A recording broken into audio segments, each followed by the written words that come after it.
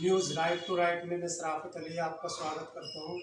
आज हम पहुँचे हैं उत्तर प्रदेश के ज़िला मेरठ के अंदर, और मेरठ के अंदर पहुँचे हैं हम। मेरठ के जो जिला अध्यक्ष हैं चौधरी फ़हीम साहब, जो ऑल इंडिया मजलिस इत्तेहादुल मुस्लिमीन के सदर हैं, उनसे बात करेंगे कि क्या तैयारी है। 2022 के चुनाव का बिगुल बज चुका है और उम्मीद करते हैं कि वो हमारे सवालात का जवाब देंगे संविधान के अकॉर्डिंग। जी फ़हीम भाई, आप उत्तर प्रदेश के ज़िला मेरठ के अंदर मजलिस इत्तेहादुल मुस्लिमीन के ज़िला सदर हैं, तो जिस तरीके से 2022 का चुनाव का बिगुल बज चुका है, तो उससे रिलेटेड क्या तैयारी है आपकी? कौन कौन सी सीट पर आपके कैंडिडेट हैं, बताएं। देखिए, सबसे पहले तो मैं आपका शुक्रिया अदा करता हूँ कि आप लोग यहाँ आए और हमारी आवाज़ आवाम तक पहुँचा रहे हैं। देखिए, 2022 यकीनन शुरू हो चुका है और चुनाव का बिगुल बज चुका है। हमारी जो तैयारी है 100 सीटों पर रहेगी उत्तर प्रदेश के अंदर, और मेरठ की हम बात करें तो हम सभी सीटों पर चुनाव लड़ाएंगे। आवेदन हो रहे हैं हमारे, अभी प्रत्याशी अभी घोषित नहीं किए हैं और इंशाल्लाह बहुत जल्द इसकी घोषणा करने वाले हैं। तो क्या सदर साहब, आप 7 सीट मेरठ जिले के अंदर आती है, सेवन की 7 पर प्रत्याशी उतारेंगे? देखिए, अभी तक तो हमारी तैयारी 7 पर है, लेकिन जहाँ तक हमें लगता है शायद हम कैंट छोड़ेंगे, लेकिन 6 सीटों पर हमारे आवेदन आ चुके हैं। अच्छा, 6 सीटों पर आपके आवेदन आ चुके हैं, तो क्या तैयारी होगी चुनाव की? देखिए, चुनाव की तैयारी चुनाव के तरीके से लड़ा जाएगा। जो निर्वाचन आयोग ने गाइडलाइन दी है उसी के अकॉर्डिंग करेंगे हम लोग। जैसे प्रचार करने के लिए हमें बताया जाएगा वैसे करेंगे, और साफ छवि वाले लोग हमारे साथ आए हैं ईमानदारी से, और अच्छे चुनाव लड़ेंगे और अच्छे मैसेज देंगे कि मेरठ के अंदर जो चुनाव होगा ऑल इंडिया मजलिस इत्तेहादुल मुस्लिमीन MIM कैसे चुनाव लड़ती है वो हम लोग उनको सिखा के जाएंगे। अच्छा अध्यक्ष साहब, ये बताइए कि जो चुनाव के मुद्दे होंगे वो क्या मुद्दे होंगे आप लोगों के? देखिए, हमारा सबसे पहले तो शिक्षा का है कि ये लोग रिक्शे की बात कर रहे हैं, हम लोग शिक्षा की बात कर रहे हैं। ये लोग बात करते हैं बिजली फ्री देने की, हम बात करते हैं कि हमारे बच्चे जब पढ़ लिख जाएंगे और अधिकारी बन जाएंगे तो हमें फ्री की बिल्कुल जरूरत नहीं है, क्योंकि ये लोग फ्री की आदत डालकर हमें एक हमारी जो आवाम है उसको एक मजदूर की तरह इस्तेमाल करना चाहते हैं। जबकि हमारा यह है कि हमें फ्री की चीज़ें नहीं चाहिए। हम चाहते हैं कि हमारे बच्चे और हम लोग ऐसे इस काबिल हो जाएँ कि ये जिसका हक है गरीब लोगों का उन तक पहुँचे, ना कि आम जनता तक सबके पास पहुँचे। अच्छा, तो ये बताइए, जिस तरीके से ओवैसी साहब एक पैगाम को दे रहे हैं कि हम मुस्लिमों के साथ साथ शोषित वंचित जो समाज है, दलित हैं और जो शोषित लोग हैं वो भी हमारे साथ आएँ, उन्हें साथ लाने के लिए आपके पास क्या प्लानिंग है? देखिए, हम अभी तक आपने सुना होगा सिर्फ कि सबका साथ सबका विकास। हम लोग करके दिखाएंगे कि सबका साथ और सबका विकास कैसे होता है। हमारे यहाँ कोई भेदभाव नहीं है, हम सबको साथ लेकर चल रहे हैं। हम चाहते हैं कि जैसे 2014 से पहले सब कुछ था, ईद बकरीद दिवाली सब साथ मिलती थी, इस बार जो अब सरकार आएगी वो हमारी हिस्सेदारी से आएगी और वो दोबारा लौट कर आएगा जो पहले था। सर, गठबंधन करने के लिए कोई सी भी पार्टी तैयार नहीं है, फिर आपसे किस तरीके से सत्ता में भागीदारी कर पाएंगे आप? देखिए, जो लोग ये कहते हैं कि बीजेपी को रोकना है, वो लोग जानबूझकर चाहते हैं कि बीजेपी सरकार में आए, क्योंकि ये नोरा कुश्ती कर रहे हैं। सपा कहती है कि हम बसपा को साथ नहीं लेंगे, बसपा कहती है हम सपा को नहीं लेंगे। दोनों का मुद्दा यही है कि बीजेपी को रोकना, और हम भी यही कह रहे हैं कि हमें बीजेपी को रोकना है। जब ये लोग बीजेपी को रोकने की बात करते हैं तो फिर हमने भी इनसे पेशकश की थी कि हम लोग सब मिलकर साथ चलेंगे। जैसे 2019 में गठबंधन हुआ था सभी पार्टियों का, इस बार ऐसे ही गठबंधन होना चाहिए, तभी बीजेपी रुकेगी। लेकिन ये लोग छोटी छोटी पार्टी से कर रहे हैं, जबकि इन्हें पता है कि बिहार में ऑल इंडिया मजलिस इत्तेहादुल मुस्लिमीन को तेजस्वी ने बहुत हल्के में लिया था और उसका खामियाजा तो उन्होंने भुगत लिया है, और आज वो बता रहे हैं। आज हमारे वहाँ 18 में से 5 सीटें हैं, और इंशाल्लाह हम लोग बहुत अच्छे फाइट में हैं और बहुत सारी चीज़ें जीत कर जा रहे हैं।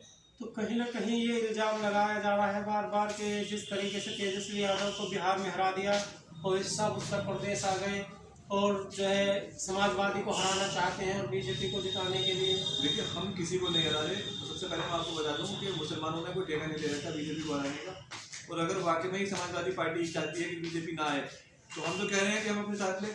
अगर हम बीजेपी के एजेंट हैं तो हम ऐसी पेशकश रखते ही क्यों कि हमें भी अपने साथ लो। हम तो कह रहे हैं कि हमें अपने साथ लीजिए, मिलकर चुनाव लड़ेंगे, मिलकर बीजेपी को हराएंगे। तो क्यों अलायंस नहीं करते ये लोग हमारे साथ? और सर, कहीं ना कहीं ये भी इल्ज़ाम लगाया जाता है, बार बार कहा जाता है कि मुस्लिम वोट तो उधर जाता है जो पार्टी बीजेपी को हराती है, तो ओवैसी साहब आएंगे कि उसमें तोड़ फोड़ होगी वोट में, तो इसीलिए बीजेपी को फायदा होगा। देखिए कोई तोड़फोड़ नहीं हो रही है, ना ही हम बीजेपी को फायदा पहुंचा रहे हैं, ना हमारे आने से और जाने से बीजेपी को फायदा हो रहा है। क्योंकि 2014 में आप देखेंगे, 2017 में देखिए, 2019 में देखिए, MIM कहीं नहीं थी, फिर भी बीजेपी आ गई थी। तो ये तो लोगों ने एक भ्रम बना रखा है, खासतौर से सपा और बसपा वालों ने। आप देखेंगे 1984 में बीजेपी की केवल 2 सीटें थी। सपा बसपा कांग्रेस ये सब बीजेपी का डर दिखा दिखा कर मुसलमानों को बहकाते रहे। आज वही बीजेपी है, वही सपा है, वही बसपा है कि बीजेपी पूर्ण बहुमत से आज बैठी है 300 प्लस लेकर। और आज मुसलमान को वही डर दिखाकर कि बीजेपी आ जाएगी। अब इससे ज़्यादा क्या डर होगा? मुसलमान समझ चुका है, दलित समझ चुका है कि बहन मायावती ने उनके साथ क्या दोगला व्यवहार किया, क्या उनको ठगने का काम किया। आज वो उनकी वोटों को बेच रही है। वही चीज़ मुसलमान समझ चुका है कि सपा ने मुसलमानों के वोटों का केवल इस्तेमाल किया है। मुसलमान फुटबॉल की तरह इस्तेमाल होता है, जिसको जरूरत होती है वही किक मार कर पार्लियामेंट डाल देता है। चुनाव होने के बाद कोई नहीं पूछता। इसलिए ये सब कहना बेकार है कि मुसलमानों की वोट का बंटवारा होगा। कोई बंटवारा नहीं हो रहा है। सीधा सीधा एक ही चीज़ है, दलित और मुस्लिम समझ चुका है। और इंडियन मुस्लिम के पक्ष में वोट आ रही है और बहुत अच्छी वोटों से हम जीत कर विधानसभा में पहुंचेंगे और सरकार बनाने का काम करेंगे। सरकार बनाने का काम करेंगे। कहीं ना कहीं एक तरफ अखिलेश यादव कहते हैं कि ओवैसी साहब बीजेपी के इशारे पे काम कर रहे हैं, और दूसरी तरफ योगी आदित्यनाथ जी कहते हैं कि ओवैसी साहब समाजवादी के इशारे पे काम कर रहे हैं। इनको क्या जवाब देना चाहिए? देखिए मैंने वही आपसे बताया कि ये लोग नूराकुस्ती कर रहे हैं कि सपा वाले जब बीजेपी की सरकार आई तो इनके विधायक जीतने के बाद बीजेपी में पहुंचे, और अब बीजेपी वाले निकल निकल के सपा की तरफ भाग रहे हैं। तो ये दोनों आपस में कहीं ना कहीं इन्होंने सेटिंग कर रखी है। इसीलिए हम लोगों को साथ नहीं दे रहे। इन्हें पता है कि अगर MIM आ गई तो ये समझ जाएंगे, हमारी पोल खुल जाएगी, हमारी दुकानें बंद हो जाएंगी। इसलिए ये हमारे पास आउट लगा है। अच्छा, एक भाषण ओवैसी साहब का सोशल मीडिया पर चल रहा है, उसमें वो कह रहे हैं कि जब योगी मठ में चले जाएंगे और मोदी जी पहाड़ों में चले जाएंगे फिर कौन बचाएगा उससे। लोग जो है कि गलत बात को दिखा रहे हैं कि देखो हिंदुओं को किस तरीके से कह रहे हैं। आप किस पस पंजर में आकर ओवैसी साहब ने ऐसा बयान दिया? देखिए ये जो आप बता रहे हैं कि योगी जी मठ में चले जाएंगे और मोदी जी पहाड़ों पर चले जाएंगे, ये एक वीडियो क्लिप जिसको कटिंग करके इन्होंने एडिटिंग करके दिखा रखी है। अगर आप इसको वीडियो पूरा देखेंगे तो उसमें कहीं भी ऐसा कुछ नहीं है। हाँ, बीच बीच में कुछ ऐसे जुमले थे जहाँ पर ये बात आती है कि जी योगी जी तो चले जाएंगे। तो इसका मतलब ये नहीं था कि उन्होंने हिंदुओं से कहा कि योगी जी चले जाएंगे तो तुम्हारा क्या होगा, या मोदी जी चले जाएंगे तो तुम्हारा क्या होगा। तो मोदी जी ने तो ये भी कहा था कि मैं तो बाकी झोला उठाकर चले जाऊँगा। तो जो आज देश की स्थिति ये हुई है और आज लोग मर रहे हैं, आज उन्हें कोई पूछने वाला नहीं है। आज हमारी आर्थिक स्थिति खराब हो चुकी है, GDP गिर चुकी है, पेट्रोल महंगा है, महंगाई हो गई है इतनी सारी। तो जब उन्होंने ये सब चीज़ कही थी तब उसके बारे में कोई नहीं पूछा, वो तब भाग रहे हैं। तो हमारा तो कहीं से कहीं तक कोई मतलब ही नहीं होता। और रही बात, हम हिंदुओं को कहेंगे क्यों? हिंदू हमारे भाई हैं और ये हिंदुस्तान, ये मुल्क की जमहूरियत है, इसमें सब एक साथ रहते हैं। हम बताते हैं, हमारा कहना यही है कि ये एक बगीचा है, इसमें सब तरह के फूल हैं। जब तक बगीचे में सब तरह के फूल नहीं होंगे उसकी वैल्यू भी नहीं होगी। तो हमें हर तरीके के फूल की जरूरत है। आपको याद होगा जब NRC का मामला चला था शाहीन बाग में, तो पूरे मुल्क के अंदर एक शाहीन बाग बन गया था। और ये अकेला एक मुस्लिमों का प्रोटेस्ट नहीं था, इसमें हिंदू भाइयों ने हमारा भरपूर साथ दिया, सिख समाज ने हमारा साथ दिया, दलित ने हमारा साथ दिया, तब इतना लंबा प्रोटेस्ट हुआ। तो ये सब बेकार की बेबुनियाद बातें हैं, ये भड़काने वाली बातें हैं। हिंदू भाई हमारे साथ हैं। और मैं आपको एक चीज़ और बता दूं कि अब तक 40 से ज़्यादा आवेदन जो हमारे हिंदू भाई हैं उन्होंने किया है हमारी MIM से। तो ये जवाब उन लोगों को मिलने वाला है कि मुस्लिम पार्टी नहीं है, ना ये पार्टी हिंदू विरोधी है। ये एक सिर्फ सही मायने में देखा जाए तो हिंदुस्तान के अंदर कोई सेकुलर पार्टी है तो AIMIM है।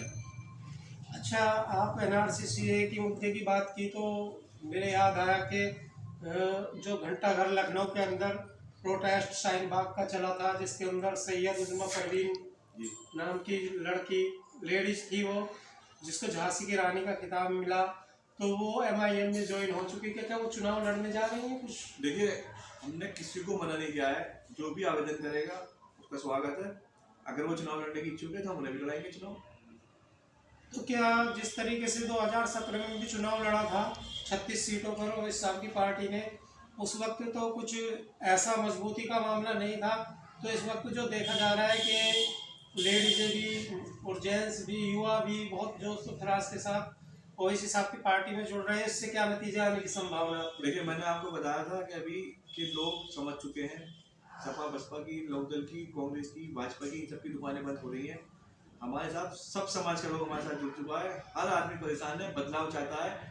और इस उत्तर प्रदेश के अंदर एक पहली पहल हो रही है कि पूरा यूपी इस हिंदुस्तान की सियासत को बदलने जा रहा है, क्योंकि उत्तर प्रदेश इस मुल्क का सबसे बड़ा सूबा है और यहाँ से हिंदुस्तान की जो है सियासत शुरू होती है, यहीं से जो है प्रधानमंत्री जब बनने जाता है। तो आप देखना 10 मार्च को सबकी दुकानें बंद मिलेंगी, अगर सिर्फ होगा तो एक ही नाम होगा MIM।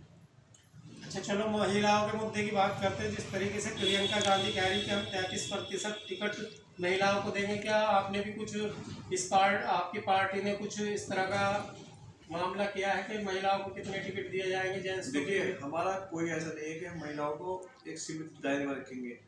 अगर हमारे पास 100 सीटों में से भी 100 की 100 लेडीज आती हैं तो हम 100 की 100 लेडीज ही लड़ाएंगे। हमारा ऐसा कहीं नहीं है। हमारे यहाँ महिला को और पुरुष को बराबर का मान दिया गया है, बराबर के साथ लड़ाया जाएगा उनको। जो महिला अगर चुनाव लड़ना चाहती है उसका स्वागत है, आवेदन करिए, पार्टी उसको चुनाव लड़ाएगी। अच्छा ये बताइए, जिस तरीके से 4.5 साल 5 साल बीजेपी की सरकार को हो गए, वो सबका साथ सबका विकास सबके विश्वास का नारा देते हैं, इससे आप कितने सहमत? देखिए, तो फ्लॉप हो चुका। मैंने अभी आपको बताया था कि सबका साथ और सबका विकास तो हुआ ही नहीं है। हाँ, इतना जरूर किया उन्होंने, सबका साथ लेने के बाद सबका विनाश जरूर कर दिया। लेकिन अब 2022 आ रहा है जिसमें सबका साथ होगा, जो औरंगजेब मजीद इत्तेहाद मुस्लिम लीग के साथ होगा, AIMIM के, और सबका विकास होगा तो वो भी झंडे के नीचे होगा MIM के, जिसमें सारे धर्म के लोग मिलेंगे, सारी जाति के लोग मिलेंगे, सब एक साथ मिलेंगे। और 1947 में जिस तरीके से देश आज़ाद हुआ था, जिसका जश्न मनाया गया था, 2022 के अंदर उत्तर प्रदेश के अंदर ये जश्न शुरू होने वाला है। और 2027 में 24 में जब ये होगा तो आप देखना कि लाल किले पे जो झंडा बनाया जाएगा पूरा मुल्क मिलकर बनाएगा, दूसरी आज़ादी वाला जश्न मनाया जाएगा।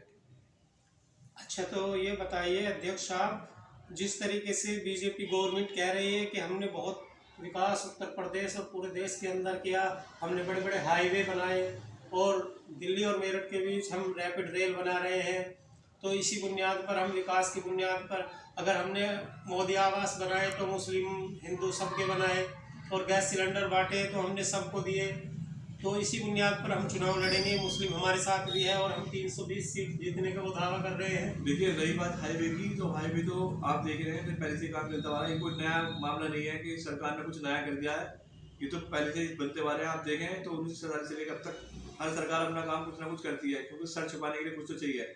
अगर ये नहीं, आप अगर बात करें तो रोजगार की बात करें, करोड़ों रोजगार से अपने हाथ धो बैठे हैं। जो युवा डिग्री ले लेकर आज पकौड़े चल रहे हैं, उनके बारे में कभी नहीं सोचते।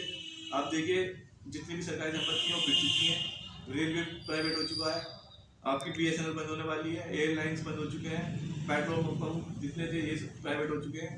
तो जब ये सब चीज़ें खत्म कर देंगे तो ये कौन गिनाएगा? आप हाईवे गिना रहे हो, आप मकान गिनवा रहे हो। आप ये देखिए कि जहाँ हमें ज़रूरत थी दवाइयों की, जहाँ हमें ज़रूरत थी हॉस्पिटलों की, जहाँ हमें ज़रूरत थी स्कूलों की, कहीं एक भी आप पूरे उत्तर प्रदेश के पूरे इंडिया के अंदर ये बताइए कि बीजेपी ने कोई भी एक हॉस्पिटल बनाया हो या कोई एक कॉलेज बनाया हो। आपने देखा होगा जिस पर ये महामारी चली थी कोरोना की, कि हजारों लोग ऐसे थे कि जिन्हें ऑक्सीजन नसीब नहीं हुई, जिन लोगों को यहाँ तक कि जलाने के लिए लकड़ी नसीब नहीं हुई और दफन होने के लिए जमीन नहीं मिली, तो उन लोगों का भी हिसाब लिया जाएगा। अगर वो हाईवे की बात करेंगे तो हम उनसे ऑक्सीजन की भी बात करेंगे। अच्छा तो ये बताइए अध्यक्ष साहब कि जो 2022 का चुनाव होगा तो आपको क्या उम्मीद है कि मेरठ जिले से आप कितनी सीट निकालने की कोशिश करेंगे ज़्यादा से? देखिए, मेरठ से अगर हम 7 सीटों पर लड़ा रहे हैं तो हमें उम्मीद है 7 जीत के रहेगी। जी अध्यक्ष साहब, ये बताइए, जिस तरीके से समाजवादी पार्टी के अंदर संजय सिंह है और स्वामी प्रसाद मौर्य बीजेपी से जा रहे हैं, ये अब से पहले किस तरह की कट्टरवादी भाषा का इस्तेमाल किया करते थे और आज समाजवादी उन्हें अपनी गोद में बिठा रही है, उससे कोई पैगाम देना चाहते हैं आप लोगों को या मुसलमानों को? देखिए, सीधा सा एक ही चीज़ है कि ये लोग पहले कट्टरपंथी वाली बातें करते हैं। आपको याद होगा संजय सिंह ने कहा था कि हम मुस्लिम औरतों को कब्र से निकाल कर उनका बलात्कार करेंगे, उन्होंने समाजवादी पार्टी ज्वाइन कर ली। आज वही लोग उन्हें अपना सेक्टर बताते हैं।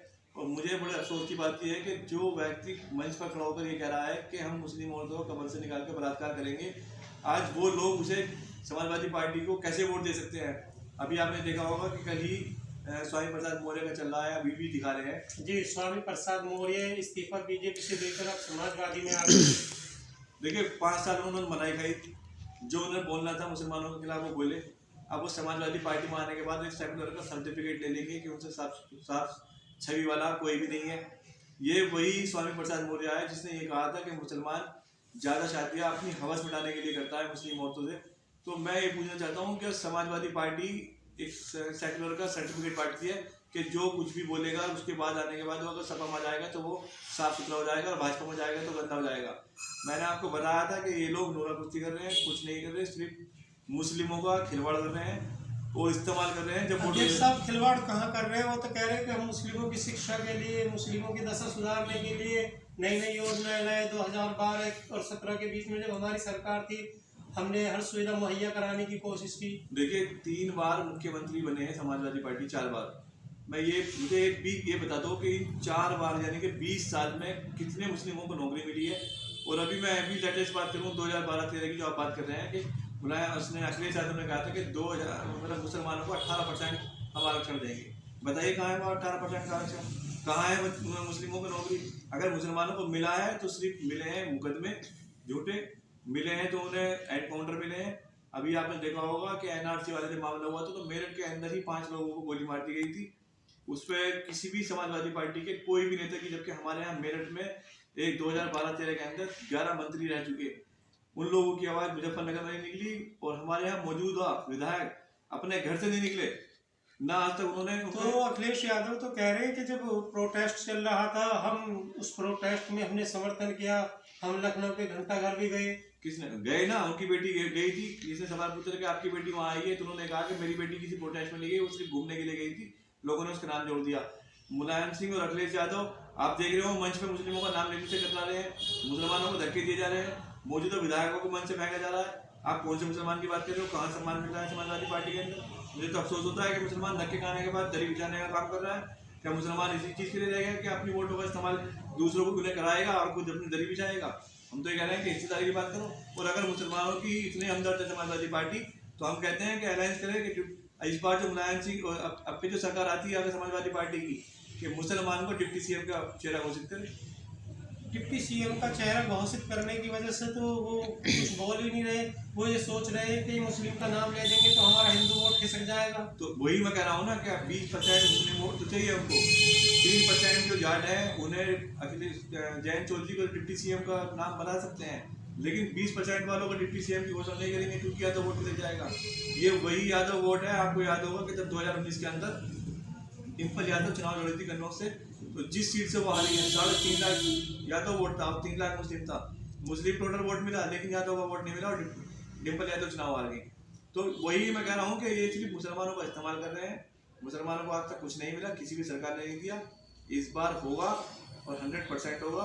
अच्छा, अखिलेश यादव कह रहे हैं समाजवादी नहीं समाजवाद है हमारी पार्टी, हम सब समाज को लेकर बात करते हैं। हमें साइकिलें दी गई और समाजवादी पेंशन की योजनाएं और बहुत सारी 18% रिजर्वेशन तो हमने नहीं दिया, लेकिन 18% योजनाओं का लाभ मुस्लिमों को दिया गया। देखिए मैं अखिलेश यादव हो या समाजवादी पार्टी के कोई भी लीडर मुझे इस चीज़ का जवाब दे दे कि कितने रिक्शे यादवों को मिले हैं, कितने मजदूर कार्ड यादवों को बने हैं, कितने साइकिलें यादवों को मिली हैं, कितने जो आपको श्रम योजनाओं के कार्ड बने हैं वो यादवों को मिले हैं। ये सारी योजनाएं मुसलमानों के लिए आती हैं क्योंकि इन्हें बताया कि अगर मुसलमानों को शिक्षा में हिस्सेदारी दे दी या इन्हें आरक्षण दे दिया ये समझ जाएंगे, कल ही हमारे गवर्नमेंट में बैठ के हिस्सेदारी की बात करेंगे। इसलिए इन्हें शिक्षा से दूर रखो, रिक्शा के पास इन्हें बिठा कर रखो। तो ये हमारे लिए रिक्शे लाते हैं, हमारे लिए साइकिल लाते हैं। ये जो स्कीमें आती है ना गरीबों वाली, वो बिल्कुल ये समझ लो कि गुलामी वाली, कि इन्हें इसी चीज़ की आदि रहने दो कि आगे बढ़ ना पाए। तो वो चीज़ें हमें देते हैं। बताइए जब सरकार आती है समाजवादी पार्टी की तो साथ थाने में यादव मिलते हैं। बताओ कौन सा सलीम मिलता है, कौन सा नहीं मिलता है, कौन सा नहीं मिलता है, कौन सा अब्दुल करीम मिलता है। जो भी मिलेगा सुनील यादव मिलेगा, कोई मिलेगा देवेंद्र यादव मिलेगा, कोई मिलेगा अजय यादव मिलेगा। तो मुसलमान तो सलाखों के पीछे मिलता है, यादव मिलता है थानेदार की कुर्सी में।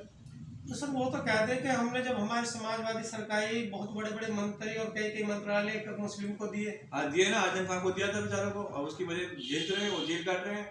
आज तक कहाँ बोले, एक यूनिवर्सिटी बनाई थी आजम खान ने, उनकी सरकार में थी, राज्यपाल कुर्सी साहब थे जहाँ तक मेरे याद है, और वो थे। और उन्होंने ये कहा था कि मैं इस पर साइन तो कर रहा हूँ लेकिन मैं रुकूंगा नहीं, और हुआ भी। जिस दिन उन्होंने यूनिवर्सिटी के पेपरों पर साइन किया उसी दिन उनका